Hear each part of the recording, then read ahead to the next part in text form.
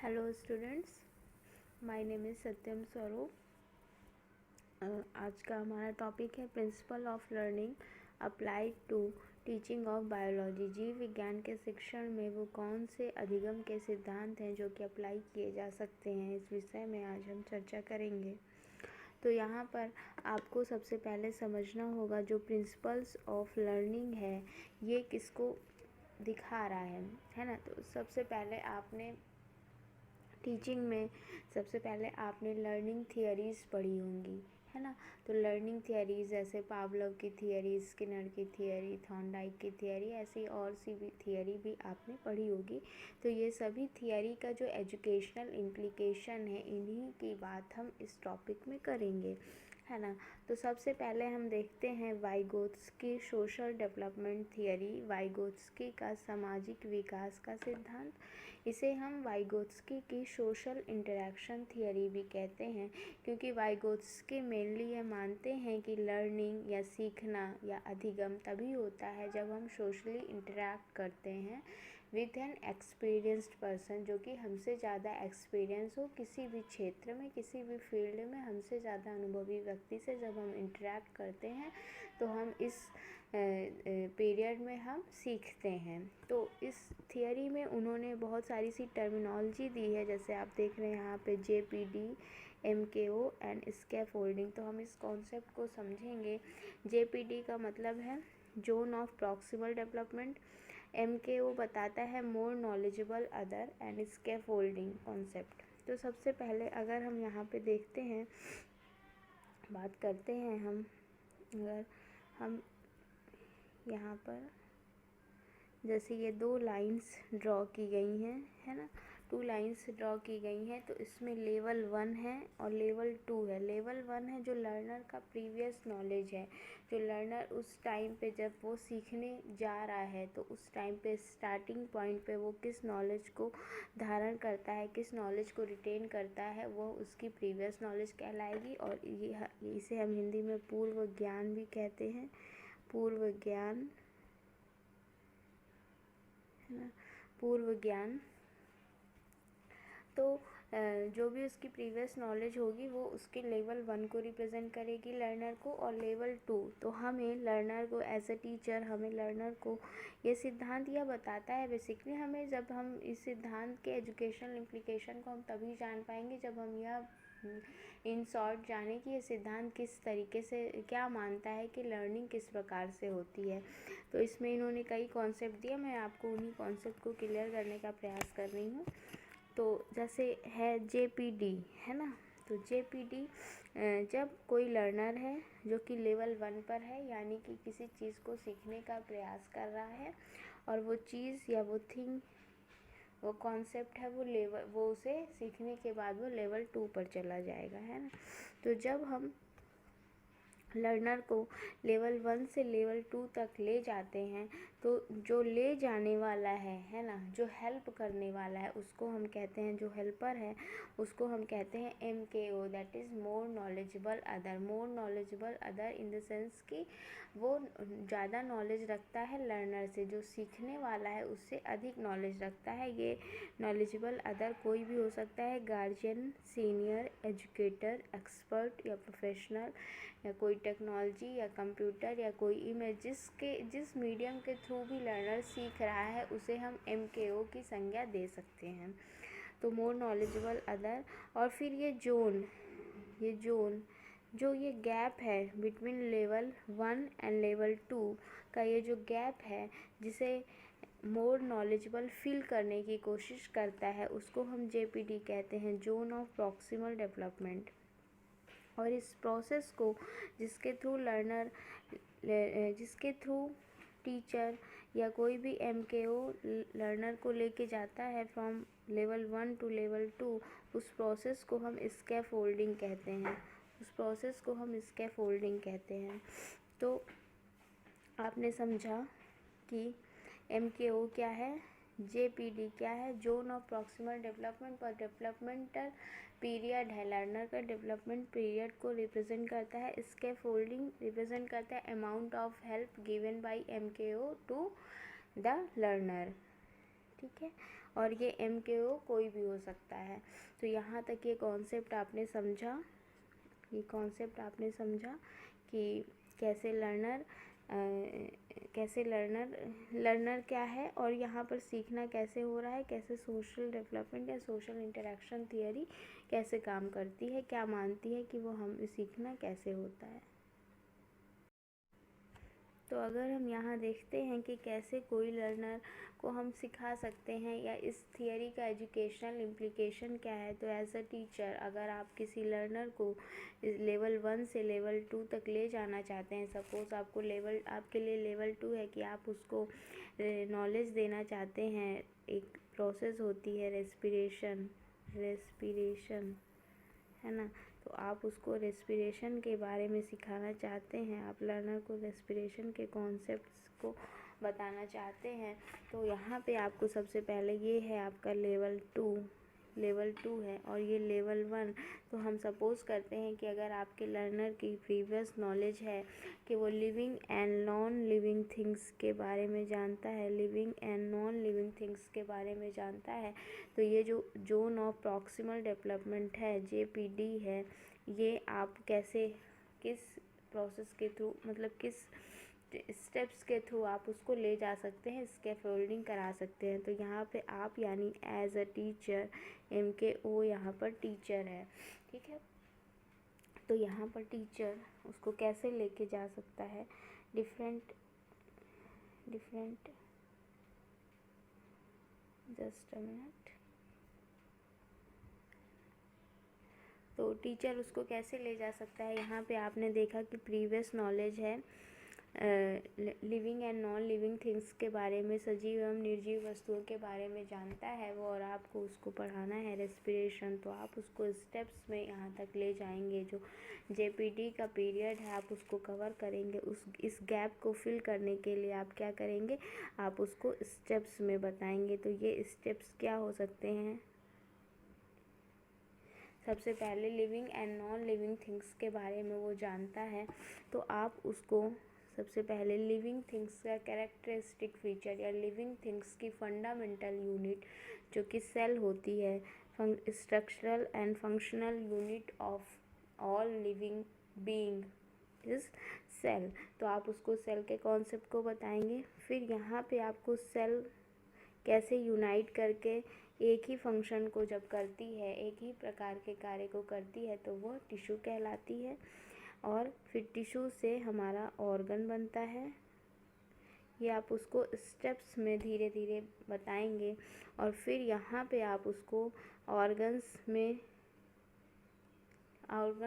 को लिविंग रहने के लिए लाइफ प्रोसेसेस की नीड होती है, लाइफ प्रोसेसेस, और आपका वन ऑफ द प्रोसेस है रेस्पिरेशन, जहाँ से, और फिर यहाँ से आप फर्दर उसको रेस्पिरेशन के बारे में कि कैसे ऑक्सीजन जनरेट होती है और कैसे ये सभी चीज़ें काम करती हैं, रेस्पिरेशन की पूरी प्रक्रिया को आप उसको समझा सकते हैं। कहने का मतलब है कि एज अ टीचर आपको MKO बनना होगा, और एज अ MKO आप स्टेप्स में उसकी इस गैप को फिल करने के लिए, स्कैफोल्डिंग देने के लिए आप स्टेप्स का इस्तेमाल करेंगे। और ये स्टेप्स आपके कॉन्सेप्ट के स्टेप्स होंगे। आप जो एक बड़ा कॉन्सेप्ट है, कॉम्प्लेक्स कॉन्सेप्ट है, आप उसको छोटे छोटे स्टेप्स में करते हुए आप इस गैप को फिल करेंगे, आप स्कैफोल्डिंग देंगे। यहाँ पर टीचर एक और काम कर सकता है कि वो लर्नर को मोर MKO दे, मोर MKO प्रोवाइड करे, है ना। जितना ज़्यादा इंटरेक्शन MKO से होगा, मोर नॉलेजेबल अदर से इंटरेक्शन जितना ज़्यादा होगा, उतनी ज़्यादा स्ट्रॉन्ग आपकी लर्निंग होगी, तो इसलिए एज अ टीचर हमें स्टूडेंट्स को मोर MKO प्रोवाइड करना चाहिए। मोर MKO के लिए आप गेस्ट लेक्चर ऑर्गेनाइज कर सकते हैं, आप डिफरेंट टाइप की एक्टिविटी के वीडियो दिखा सकते हैं उनको, है ना, या आप एक्सपेरिमेंट के थ्रू उनको और ज़्यादा चीज़ों से इंटरेक्शन का मौका दे सकते हैं। किसी भी तरीके से आप अगर स्टूडेंट के लर्नर के इंटरेक्शन को बढ़ा रहे हैं तो इसका मतलब है कि आप उसको MKO प्रोवाइड कर रहे हैं, और ये MKO उसको स्कैफोल्डिंग करने में और उसके पोटेंशियल लेवल को इंक्रीज़ करने में मदद करेगा।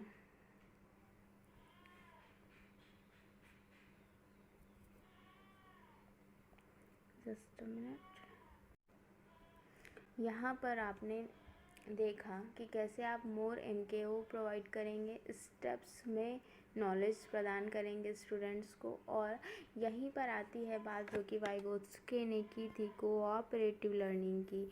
जैसे आपने देखा कोऑपरेटिव लर्निंग, आपने फर्स्ट स्लाइड में देखा यहाँ पर कोऑपरेटिव लर्निंग और कोलैबोरेटिव लर्निंग। तो कोऑपरेटिव लर्निंग या कोलैबोरेटिव लर्निंग क्या होती है, यहाँ पे मैकी,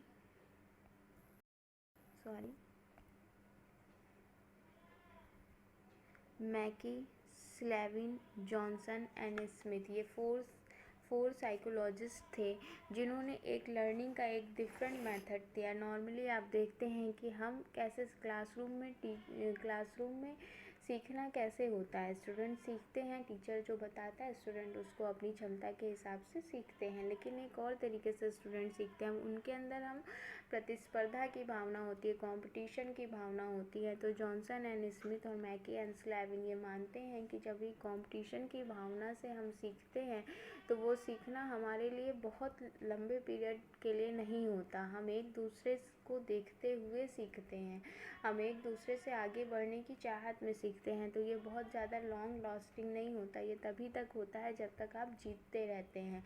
जो कंपटीशन में जो व्यक्ति जो जीतता रहता है उसकी ज़्यादा प्रोग्रेस करने की टेंडेंसी होती है, लेकिन जो उस कंपटीशन में सरवाइव नहीं कर पाता या जो लो अचीवमेंट लेवल का स्टूडेंट होता है वो धीरे धीरे उसकी क्षमता कम होती जाती है ना। और यहाँ पे ये कॉम्पिटिटिव इन्वायरमेंट और भी हमें, जैसे अगर किसी स्टूडेंट का किसी डिफरेंट फील्ड में एक उसका पोटेंशियल है तो वो डेवलप नहीं हो पाता, क्योंकि वहाँ क्लासरूम में जो होता रहेगा वो केवल वहाँ की कंपटीशन के आधार पर स्वयं को जज करेगा, तो यहाँ पर उसका ट्रू पोटेंशियल सामने नहीं आ पाता। तो यहाँ पे इन्होंने वाइगोत्स्की ने अपनी सोशल लर्निंग थियरी में ये बात बताई कि हम कोऑपरेटिव लर्निंग या कोलैबोरेटिव लर्निंग, सहयोगात्मक शिक्षण की ओर हमें ध्यान देना चाहिए। तो अभी आप इस बायोलॉजी टीचिंग में आप क्या कर सकते हैं, आप कोऑपरेटिव टीचिंग को प्रमोट कर सकते हैं। और ये principle of learning principle Vygotsky के सिद्धांत से आया हुआ है। तो ये हम देखते हैं कि कोऑपरेटिव लर्निंग में Mackie, Slavin, Johnson and Smith क्या कहते हैं। ये कहते हैं कि व्हेन स्मॉल टीम और group work together to solve challenges in a student centred fashion, student centred fashion में जब हम किसी चैलेंज को लेते हैं तो they not only understand the information but they retain it for a much longer period of time than they do with teacher centred instruction, यानी जो आपका कन्वेंशनल लेवल ऑफ टीचिंग है जो सामान्यतः क्लासरूम में होती है, वो टीचर सेंटर्ड इंस्ट्रक्शन होता है। टीचर डिलीवर करता है लेक्चर, टीचर एक्टिविटीज़ करता है, टीचर इंस्ट्रक्शन देता है और स्टूडेंट उसको जस्ट फॉलो करते हैं। लेकिन जब हम स्टूडेंट सेंटर्ड फैशन में या स्टूडेंट सेंटर्ड टीचिंग करते हैं तो स्टूडेंट सेंटर्ड टीचिंग में हम एक ग्रुप होता है, इंडिविजुअल का ग्रुप होता है, टीचर का काम उसमें केवल फैसिलिटेटर का होता है। टीचर केवल इंफॉर्मेशन देने का काम नहीं करता, वो एक फैसिलिटेटर का काम करता है। जहाँ पर स्टूडेंट्स को प्रॉब्लम होती है वो वहाँ पर फैसिलिटेट करता है, वहाँ पे वो हेल्प प्रोवाइड करता है, वो इंस्ट्रक्शन नहीं देता है ना। तो यहाँ पे डायरेक्टली जो इन्वॉल्व है लर्निंग में वो लर्नर है, वो अधिगम करता है, और टीचर जो है वो सेकेंडरी है, वो फैसिलिटेटर है। वो सेंटर ऑफ द टीचिंग नहीं है। तो यहाँ पे जो हम जब ग्रुप में सीखते हैं तो हम बहुत अच्छा सीखते हैं।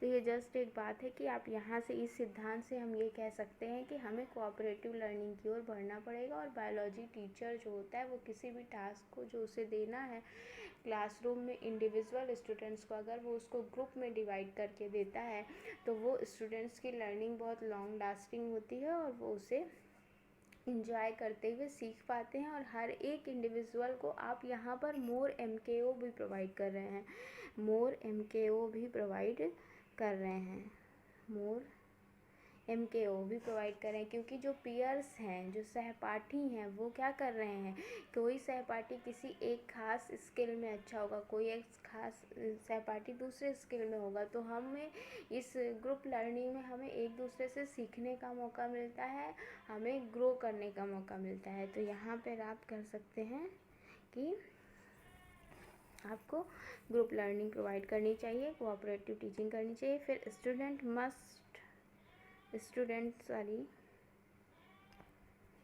student must work in groups to complete tasks collectively towards academic goals. Cooperative learning exercise should be used by teachers where less skilled children will grow with the help of more knowledgeable peers. मतलब MKO। तो यहाँ से आती है ये सभी चीज़ें कि इस थियरी से आप क्या ले सकते हैं। इस थियरी से आप ले सकते हैं कि आपको स्टूडेंट्स को पहले स्टेप्स में उसके प्रीवियस नॉलेज को देखते हुए उसे स्कैफोल्डिंग प्रोवाइड करनी चाहिए। क्योंकि स्कैफोल्डिंग क्या है, अमाउंट ऑफ हेल्प जो कि वैरी करती है हर एक इंडिविजुअल लर्नर के लिए, है ना। क्योंकि हर एक की प्रीवियस नॉलेज अलग होती है ना। जैसे आप इसको बहुत सारी सी चीज़ों से आप डेली एग्जांपल से भी समझ सकते हैं। जैसे अगर कोई एक बच्चा है और उसे साइकिल चलानी सिखानी है ना, तो हम उसे पहले क्या करते हैं, हम उसको साइकिल पकड़ के सिखाते हैं। फिर जैसे वो कॉन्फिडेंस गेन करता है और फिर हम उस साइकिल को छोड़ देते हैं, वो खुद से चलाना सीख जाता है। इसी तरीके से अगर कोई दूसरा लड़का होगा तो हो सकता है कि वो खुद से सीख ले उस चीज़ों को। बस आपको उसको बताना होगा एक बार करके कि आपको उसको एक जस्ट डेमो देना है ना। जस्ट आपको एक डेमो देना होगा कि ये साइकिल है, यहाँ पर बैठते हैं, ऐसे पैडल मारते हैं, हैंडल ऐसे रखते हैं और ये चलती है इस तरीके से। तो कोई होगा जो इस इंफॉर्मेशन से, केवल इस इंस्ट्रक्शन से सीख जाएगा। कोई एक होगा जिसको आपको पीछे से सपोर्ट करते हुए चलाना सिखाना होगा, और कोई एक होगा जिसको आपको बहुत ज़्यादा ट्रेनिंग देने की आवश्यकता होगी। तो यहाँ पर स्कैफोल्डिंग कैसे आप देख रहे हैं, स्कैफोल्डिंग का जस्ट अगर सिंपल मीनिंग लें तो हम हेल्प से मतलब होता है। तो जो आप अमाउंट ऑफ हेल्प है वो वेरी करती है लर्नर टू लर्नर। इसलिए हमें स्टेप्स में, यहाँ इस सिद्धांत से हमें पता चलता है कि हमें स्टेप्स में टीचिंग करनी चाहिए। प्रीवियस नॉलेज को देखते हुए हमें फाइनल लेवल तक उसको लेके जाना होता है, ठीक है। फिर यहाँ पे आप देखते हैं कि आपने आपको पहले स्टेप्स में टीचिंग करनी है, उसके बाद फिर आपको मोर MKO प्रोवाइड करने हैं, है ना। मोर MKO प्रोवाइड करना है। और यही मोर MKO देने का एक तरीका कोऑपरेटिव लर्निंग भी है,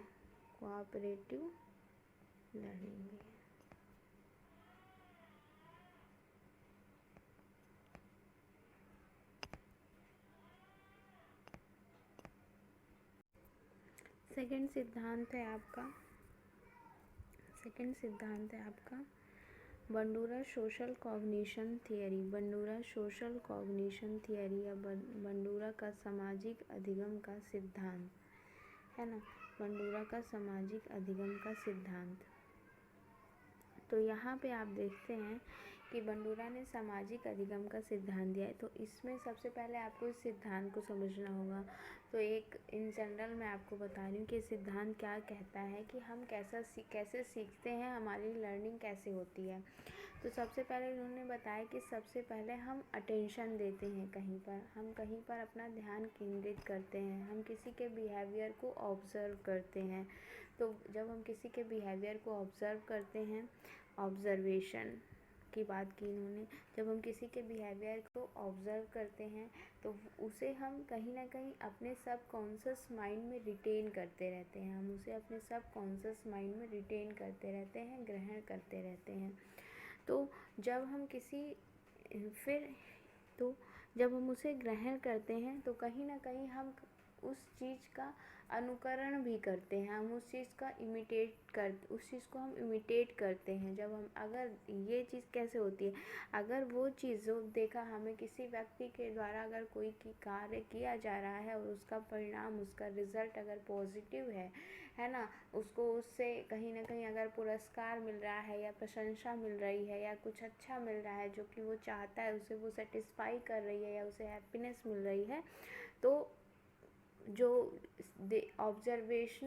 ऑब्जर्वर होगा वो उस कार्य के लिए जो किया जा रहा है उस कार्य के लिए वो भी रीइंफोर्स होगा। और इसका अपोजिट भी, जैसे अगर हम देख रहे हैं कि किसी दूसरे व्यक्ति के द्वारा कोई कार्य किया जा रहा है, हम उसको अवलोकित कर रहे हैं, अवलोकन का मतलब ऑब्जर्वेशन से हम उसको ऑब्जर्व कर रहे हैं और हमें ये दिख रहा है कि इस व्यक्ति ने ये काम किया तो फिर इसका परिणाम अच्छा नहीं आया और उसको दंड मिला, है ना। वो दंड हो सकता है किसी के द्वारा दिया जाए या वो दंड हो सकता है उसे नेचर के द्वारा खुद से मिले, या वो दंड हो सकता है कि जिस हैप्पीनेस की या जिस सेटिस्फैक्शन की चाहत में वो काम कर रहा था वो उसे नहीं मिला, तो वो उसके लिए दंड है, वो पनिशमेंट है। तो हम कहीं ना कहीं ये अपने सब कॉन्शियस माइंड में हम ये रखते जाते हैं कि ये काम हमें नहीं करना है क्योंकि हमें इससे पनिशमेंट मिलेगी।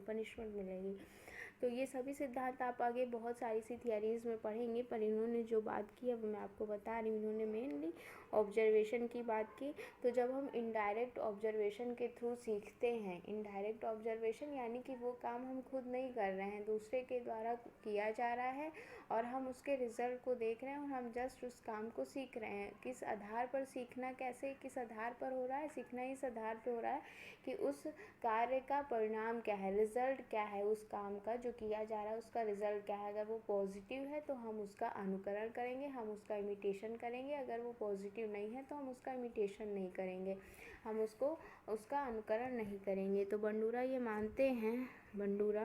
मानते हैं कि जो भी समाज में जो भी कॉग्निशन होता है, लर्निंग होती है, वो सोशल कॉग्निशन होता है। हम सोशली देखते हैं, ऑब्ज़र्व करते हैं, पॉजिटिव चीज़ों का इमिटेशन करते हैं, अनुकरण करते हैं, निगेटिव चीज़ों को छोड़ देते हैं, उनको अपने बिहेवियर में नहीं लाते। ये एक प्रकार था, ये इनका मानना था, इन्होंने ये बात अपनी थियरी के द्वारा कही थी। फिर दूसरी जो इन्होंने बात की मॉडल्स की, कि हम जैसे आप देखते हैं कि कोई छोटे बच्चे होते हैं तो वो डॉक्टर खेलते हैं ना, आप नहीं तो फिर वो टीचर, जैसे आप हम किसी का रोल करते हैं, जो भी रोल हमें, जो मॉडल हमें लगता है कि ये मॉडल है, मॉडल इन द सेंस कि हम उसको एक आइडियल की तरह देखते हैं कि हम, जैसे लड़कियां होती है तो वो अपनी मम्मी की जैसे एक्टिंग करती हैं, अपनी दीदी की जैसे एक्टिंग करती हैं, है ना। और इसी तरीके से बॉयज़ जो होते हैं वो अपने पापा की जैसे, अपने भाई के जैसे एक्टिंग करते हैं। तो वो इस तरीके से हम गेम्स खेलते हैं। तो ये आपने देखा, ये मॉडल है कि हम मॉडल को भी फॉलो करते हैं, मॉडल्स को फॉलो करते हैं, जो हमें अच्छे लगते हैं हम उनको फॉलो करते हैं। हम टीचर बन जाते हैं, हम बच्चे जो होते हैं, छोटे छोटे बच्चे, वो टीचर बन जाते हैं, फिर कोई स्टूडेंट बन जाता है, वो उस तरीके से खेलते हैं, डॉक्टर बन जाते हैं। तो ये सभी एक तरीके से आपने देखा होगा, ये मतलब बिल्कुल नॉर्मल सी बात है। मॉडल्स का भी हम अनुकरण करते हैं। तो ये मॉडल्स कोई व्यक्ति भी हो सकता है ना, तो कोई भी व्यक्ति हो सकता है। फिर ये है रीइंफोर्समेंट एंड मोटिवेशन की, जो भी काम से हमें पॉजिटिव मिल रहा है रिजल्ट, हम उसकी ओर मोटिवेट होते हैं, सेल्फ मोटिवेशन। और फिर यहाँ पे आप देख रहे हैं, यहाँ पे रेसिप्रोकल डिटर्मिनिज्म की बात की है इन्होंने, रेसिप्रोकल डिटर्मिनिज्म की बात की है। तो यहाँ पे बी जो है वो बी बिहेवियर को रिप्रेजेंट कर रहा है, पी जो है वो पर्सन को बता रहा है और ई जो है वो इन्वायरमेंट को बता रहा है। तो बंडूरा क्या मानते हैं, बंडूरा मानते हैं कि behaviour influences the person and the environment and the environment and the person influences the behaviour. यानी ये सभी चीज़ें रेसिप्रोकल होती हैं, ये एक दूसरे पे इंटरडिपेंडेंट हैं, है ना। तो यहाँ पे ये चीज़ आती है। ये बेसिकली ये बात थी कि क्या सिद्धांत इन्होंने क्या बताया है। According to Bandura we imitate and learn through observation. हम ऑब्जर्वेशन या अवलोकन के द्वारा सीखते हैं। स्पेशली चिल्ड्रन, विशेषतः चिल्ड्रन जो बच्चे होते हैं वो एक्वायर करते हैं lot of behaviour through imitation and observational learning. वो उपार्जित करते हैं वो धारित करते हैं, वो सीखते हैं किस तरीके से दूसरों के बिहेवियर को देखकर। Acquire a lot of behaviour through imitation and observational learning के द्वारा वो बहुत सारी सी चीज़ों को सीखते हैं, ये ऐसा बंडूरा मानते हैं। और then since children observe reinforcements and punishment associated with different behaviors, giving consistent reinforcement and punishment help them decide what is expected of them। ये एक तरीके से हम स्टूडेंट्स को जो भी एज अ टीचर, अब हमें यहाँ से एजुकेशनल इम्प्लीकेशन निकालना है इनकी थियरी से, बंडूरा की थियरी से हमें शैक्षिक निहितार्थ निकालने हैं ना। तो यहाँ से हम एक तरीके से कैसे हम दे सकते हैं, हम किस तरीके के कार्य को हमें प्रमोट करना है, हम उसके लिए स्टूडेंट्स को पुरस्कृत कर सकते हैं। जो काम नहीं करना है हम उसके लिए पनिश कर सकते हैं। तो धीरे धीरे ये स्टूडेंट्स की अंडरस्टैंडिंग हो जाती है कि इस काम को करना है और इस काम को नहीं करना है। स्टूडेंट्स के मन में ये चीज़ें बहुत अच्छे से बैठी होती है। ये हमें लगता है कि हम ये अपने लिए कर रहे हैं, लेकिन नहीं, ये एक, अगर आप एक को पनिश कर रहे हैं या आप एक को प्राइज़ दे रहे हैं तो उससे बहुत सारे से स्टूडेंट ऑब्जर्व करके उस चीज़ों को सीख रहे होंगे, उनके सब कॉन्शियस माइंड में होगा। अगर आप किसी एक स्टूडेंट को पनिश करते हैं तो सारे स्टूडेंट्स उस काम को नहीं करते हैं, ऐसा वो मानते हैं। इन जनरल ये चीज़ें हैं। तो आपको जो भी एज अ टीचर आपको जिन भी चीज़ों को, जिस भी टास्क को देना है और जो आप चाहते हैं कि स्टूडेंट्स के द्वारा ऐसी हैबिट फॉर्मेशन हो, है ना, जैसे कोई भी साइंटिफिक लॉजिक करनी है ना, तो जो स्टूडेंट बहुत अच्छा आपका लॉजिक दे रहा है आप उसको प्रमोट करिए, आप उसको पुरस्कृत करिए, आप उसको आगे बढ़ाइए, इन्हांस करिए उसकी स्किल को। तो इससे दूसरे भी प्रमोट होंगे, वो भी उस तरीके से विचार करने की ओर प्रवृत्त होंगे, वो भी उस तरीके का विचार करने के लिए अपने माइंड को डायरेक्शन देंगे। तो ये चीज़ आपने देखी। तो यहाँ से अगर हम एजुकेशनल इम्प्लीकेशन निकालते हैं तो यहाँ से हम देखते हैं कि जो भी चीज़ें हैं हमारी, है ना, हम उसको कैसे एजुकेशनल इम्प्लीकेशन, है ना। तो हमारा एजुकेशनल इम्प्लीकेशन है कि हम जितना ज़्यादा लर्नर की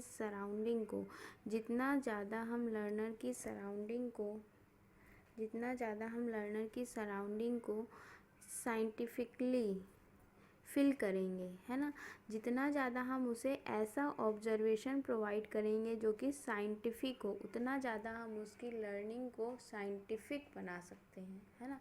उतना ज़्यादा हम उसमें साइंटिफिक लॉजिक करने की, साइंटिफिक रीजनिंग की, साइंटिफिक थिंकिंग की, साइंटिफिक एटीट्यूड का डेवलपमेंट कर सकते हैं। यानी कि हमें इसको ज़्यादा साइंटिफिक बनाना होगा। तो हमारा यहाँ से एक है ये कि हम उसके इस लर्नर के ऑब्जर्वेशनल एरिया को हमें ज़्यादा से ज़्यादा पॉजिटिव कह सकते हैं, साइंटिफिक कह सकते हैं, रखना होगा। तो इस तरीके से हम उसकी लर्निंग को हम साइंस की ओर ले जा सकते हैं। एज अ बायोलॉजी टीचर आप उसको बहुत सारे से ऐसे एक्सपेरिमेंट करना सिखा सकते हैं, है ना।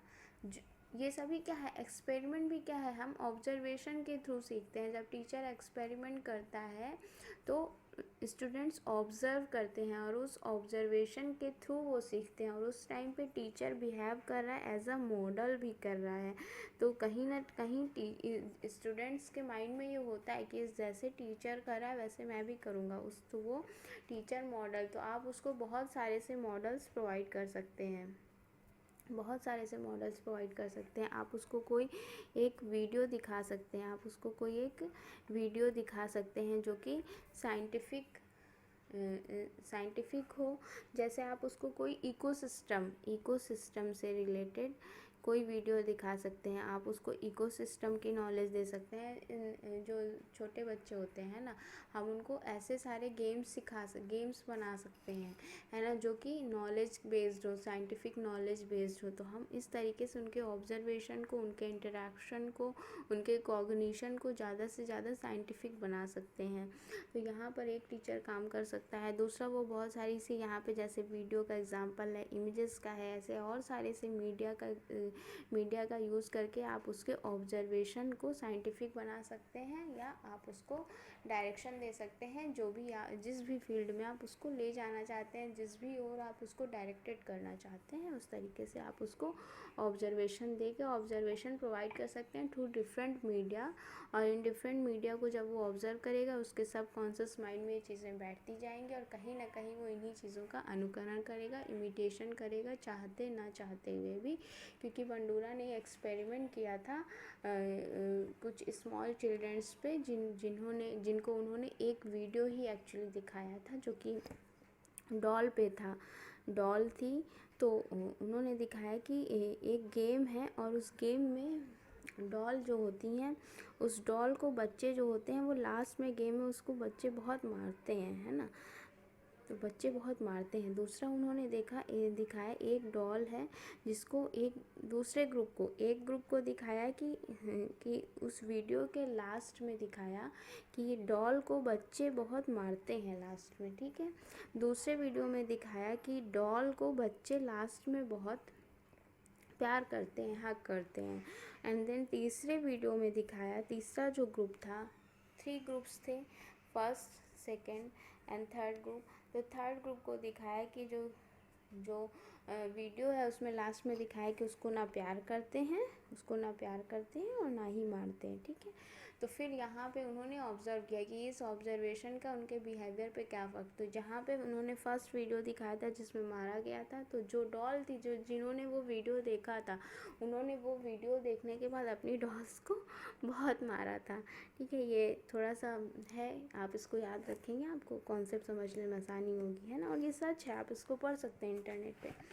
तो फिर उसको जिसको हक किया था, तो उस ग्रुप के स्टूडेंट्स ने अपनी डॉल्स को हक किया, और जिस ग्रुप को कुछ भी नहीं दिखाया था, तो उन पे उन्होंने कोई भी इमिटेशन नहीं किया, मतलब उनके बिहेवियर में कोई भी चेंज नहीं आया, ठीक है।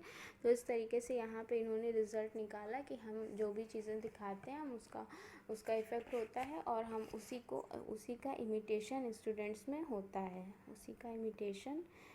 स्टूडेंट्स में होता है। तो हमें एज अ टीचर हमें ऐसी ही लर्निंग प्रोवाइड करनी चाहिए, जो कि ऐसा इन्वायरमेंट प्रोवाइड करना चाहिए, है ना। आप देखते नहीं हैं, बहुत सारे से पॉजिटिव एनवायरनमेंट बनाने की बात की जाती है।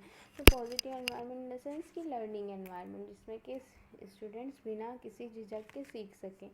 तो एक तो ये चीज़ हो गई। दूसरा, आप मॉडल्स बन सकते हैं, है ना, उनको डिफरेंट जो साइंटिफिक मॉडल्स हैं, जैसे कोई भी साइंस में आप उसको क्या दिखाते हैं, स्पेसिमेन दिखाते हैं, है ना। जैसे कोई भी आप उसको डीएनए का मॉडल दिखा सकते हैं, आप उसको डिफरेंट वायरसेस का मॉडल दिखा सकते हैं, है ना। ये सभी चीज़ें दिखाई भी जाती हैं। तो सभी कहीं ना कहीं उसके ऑब्जर्वेशन में आएगा, वो चीज़ें बैठती जाएंगी उसके माइंड में, और वो इन्हीं चीज़ों की ओर इंटरेस्ट लेगा, इसी तरीके से उसका एटीट्यूड डेवलप होगा। तो यहाँ बंडूरा की लर्निंग थियरी से हम यही निकाल सकते हैं कि हमें ऐसा, सबसे पहले हमें उसके जो लर्नर के एनवायरनमेंट में या उसकी सराउंडिंग में जो ऑब्जर्वेशन है, उसको ज़्यादा से ज़्यादा साइंटिफिक बनाना चाहिए।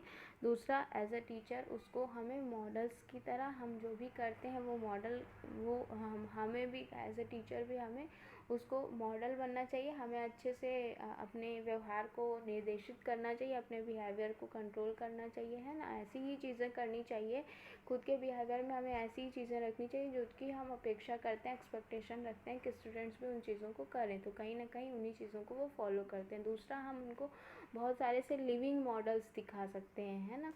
और क्योंकि मॉडल्स क्या है, मॉडल्स ये नहीं है कि जो सजीव चीज़ें हम उन्हीं को देखेंगे, जो लिविंग थिंग्स हैं हम उन्हीं को देखेंगे तभी हम उन्हीं का अनुकरण करेंगे। कोई भी मॉडल, कोई भी चीज़ जो स्टूडेंट्स देखते हैं उसका अनुकरण करते हैं, उस चीज़ को अपने माइंड में रखते हैं, वैसा ही थिंक करते हैं, वैसा ही बिहेव करते हैं। तो हमें ज़्यादा से ज़्यादा साइंटिफिक एनवायरनमेंट प्रोवाइड करना चाहिए, यहाँ पे आप समझ गए। और दूसरा यहाँ पे जो बात है ये इस थियरी के रिगार्डिंग कि जो हम ऑब्जर्वेशन के थ्रू जो सीखते हैं वो एक्चुअली इनडायरेक्ट लर्निंग होती है, इनडायरेक्टली हम सीख रहे हैं। तो इस इनडायरेक्ट लर्निंग को बंडूरा ने स्पेशली नाम दिया था, ये बहुत इंपॉर्टेंट है, बहुत सारे से एग्जाम्स में पूछा है, सीरियस लर्निंग इसको बोलते हैं।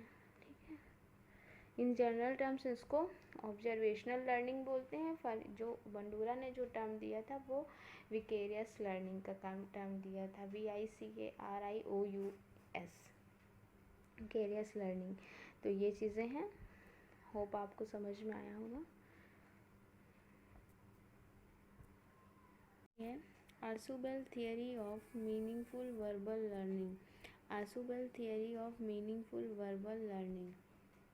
आशुबेल मानते हैं कि जो भी लर्नर होता है ना, वो इन्फॉर्मेशन को एक अपने माइंड में कैसे रखता है, तो वो एक कॉग्निटिव स्ट्रक्चर बना के रखता है। वो हर एक कॉन्सेप्ट से रिलेटेड कुछ इन्फॉर्मेशन को उसका माइंड स्टोर करके रखता है ना।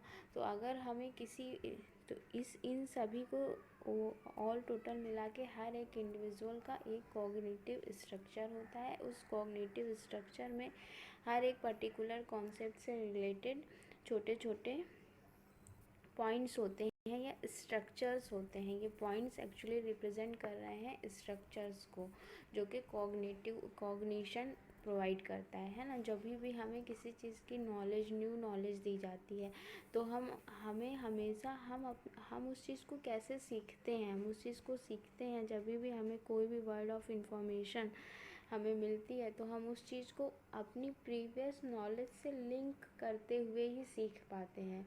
तो यहाँ पर आशुबेल हमें बताते हैं कि अगर हमें लर्निंग प्रोवाइड करनी है तो हमें हमेशा ये ध्यान रखना चाहिए कि स्टूडेंट के प्रीवियस नॉलेज या उसके प्रीवियस जो कॉग्निटिव स्ट्रक्चर है उससे रिलेट करते हुए जब हम उसके किसी भी न्यू कॉन्सेप्ट को पढ़ाते हैं या हम उसको बताते हैं तो वहाँ पे वो उस चीज़ में सिमिलरिटी, एक पैटर्न में सिमिलरिटी देखता है। तो वो उस न्यू इन्फॉर्मेशन, जो ये न्यू इन्फॉर्मेशन है वो उसके कॉग्निटिव स्ट्रक्चर का पार्ट बन जाता है और इसमें फिर से फर्दर और ज़्यादा लेयरिंग हो जाती है। वो इन्फॉर्मेशन और ज़्यादा इन्फॉर्मेशन उसमें ऐड हो जाती है, या कह लें कि वो इन्फॉर्मेशन और ज़्यादा स्ट्रॉन्ग हो जाती है ना, और ज़्यादा एविडेंट हो जाती है और ज़्यादा प्रूफफुल हो जाती है। तो यहाँ से इस तरीके से हम देखते हैं। तो यहाँ आशुबेल के थियरी से हमें आशुबेल ने जो ये कहा, देखिए, Ausubel believes that there is a parallel between the way subject matter is organised and the way people organise knowledge in their minds, है ना।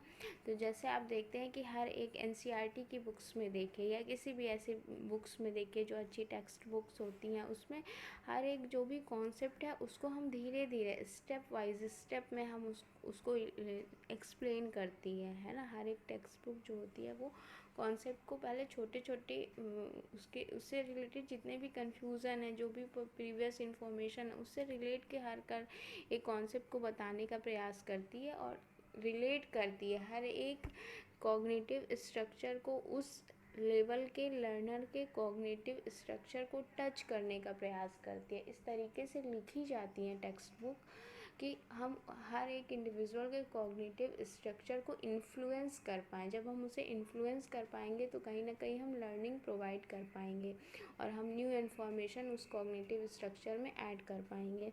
तो यहाँ पे एज अ बायोलॉजी टीचर हमें ये करना चाहिए कि जब भी हम न्यू कॉन्सेप्ट को पढ़ाने जा रहे हैं तो हमें हमेशा लर्नर की प्रीवियस नॉलेज को ध्यान में रखते हुए उसको पढ़ाना चाहिए। अगर हम किसी न्यू कॉन्सेप्ट को पढ़ा रहे हैं तो हमें